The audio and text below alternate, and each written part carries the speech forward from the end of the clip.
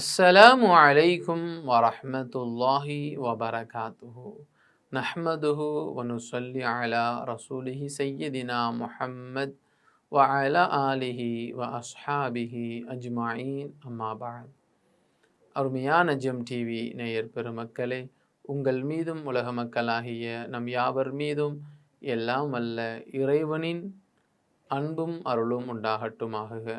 இஸ்லாமிய நற்போதனைகளில் இன்றைய தினம் நாம் பார்க்கவிருப்பது எதிர்கால வெற்றிக்கு வித்திடும் தாய். அருமையானவர்களே, ஒரு கணவன் மனைவியாக வாழ்கிற ஒரு தம்பதியர் ஒரு குழந்தையை பெற்றெடுக்கிறார்கள். ஒரு குழந்தையை பெற்றெடுத்த பின்பு கணவன் இறந்து விட்டால் அந்த குழந்தைக்குண்டான தாய் தன்னுடைய குழந்தையை கைவிட்டு விட மாட்டாள். அதே சமயத்தில் அந்த குழந்தையின் தாய் இறந்து விட்டால் அந்த குழந்தையை பராமரிக்கிற விஷயத்தில் தந்தையார் எவ்வளவு கஷ்டப்படுவாங்க. இந்த உலகத்திலேயே நம்ம பார்த்து கொண்டு இருக்கிறோமா இல்லையா? கொஞ்ச நாள் பார்ப்பாரு, இவர் இன்னொரு மேரேஜை பண்ணிவிட்டு நல்லா ஜாலியாக வாழ்க்கையை துவங்கிடுவார். அந்த பிள்ளையினுடைய விஷயத்தில் கவனம் செலுத்துவது கிடையாது. ஒரு தாயாக இருந்து அந்த தாய் கொடுக்கக்கூடிய அளவிற்கு அன்பையும் பாசத்தையும் கவனிப்பையும் செலுத்தி ஒரு ஆண் கொடுக்க முடியுமா என்று சொன்னால் அது யாராலும் கொடுக்க முடியாது.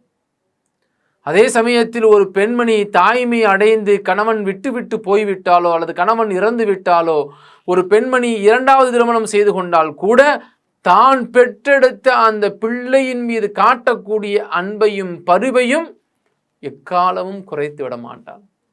ஆகையினால்தான் ஒரு பெண் தன்னுடைய பிள்ளைகளுடைய விஷயத்தில் எப்பொழுதும் நமது பிள்ளைகளுடைய எதிர்காலம் ஒளிமயமானதாக இருக்க வேண்டும் என்று ஆசைப்படுவாள். அது மட்டுமில்லை, எந்த ஒரு பெண்மணியும் தன் பிள்ளையினுடைய வாழ்க்கை நாசமடைந்து விட வேண்டும் என்றோ தன் பிள்ளையினுடைய எதிர்காலம் சீரழிந்து விட வேண்டும் என்றோ எவ்வளவுதான் துன்பங்களையும் துயரங்களையும் அடித்து வீட்டை விட்டு துரத்தினாலும் கூட எந்த ஒரு பெண்மணியும் தன் பிள்ளைகளுக்கு பத்துவா செய்வதை சாபம் இடுவதை முன்மொழிய மாட்டார்கள். காரணம் என்ன தெரியுமா? நாம் எவ்வளவு கஷ்டப்பட்டாலும் பரவாயில்லை, நம்ம பிள்ளை எவ்வளவுதான் அடித்தாலும் பரவாயில்லை, வீட்டை விட்டு துரத்தினாலும் பரவாயில்லை, நம்ம பிள்ளை நல்லா இருக்கட்டும்பா அப்படிதானங்க சொல்லுவாங்க. இன்னைக்கு எத்தனை வீடியோக்களில் எத்தனை நிகழ்வுகளை நம்ம பார்க்கிறோம். ஒவ்வொரு ஊர்லையும் நடைபெறக்கூடிய விஷயம்.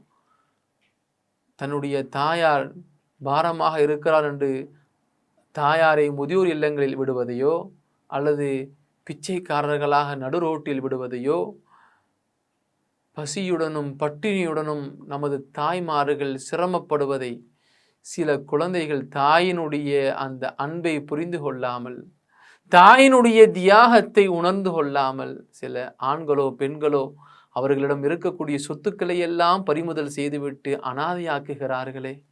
கொஞ்சம் யோசிக்க வேண்டாமா? அந்த பெண்மணி தாய்மை என்கிற அந்த அந்தஸ்தை பெற்றவுடனே தன் உயிரை கொடுத்தும் தியாகம் செய்கிறாள் உன்னை பெற்றெடுப்பதற்காக.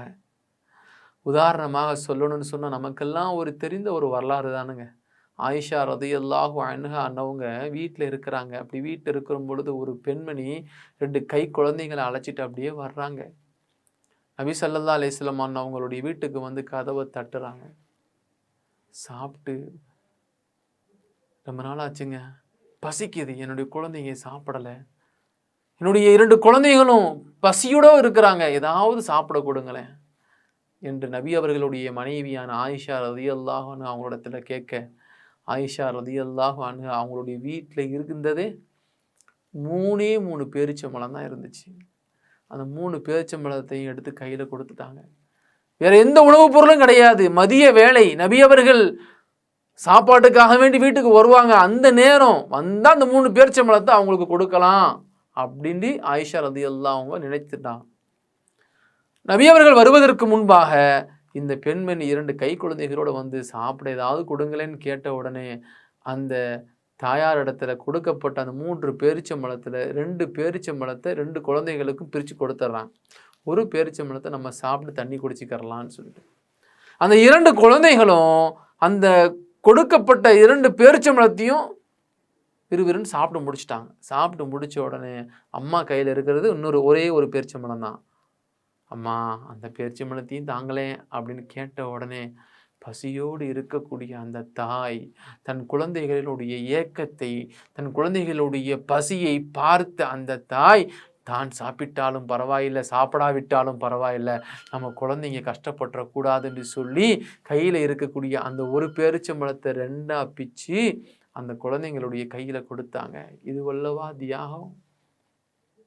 இப்படி ஒவ்வொரு தாயும் தன் குழந்தைகளை கஷ்டப்பட்டு வளர்த்தெடுக்கிறார்களே, தாயினுடைய தந்தையாருடைய சிரமங்களை பாராமல் இன்றைக்கு பிள்ளைகள் வளர்ந்து கொண்டிருக்கிறார்கள். அது ஆண் பிள்ளைகளாக இருக்கட்டும், பெண் பிள்ளைகளாக இருக்கட்டும்.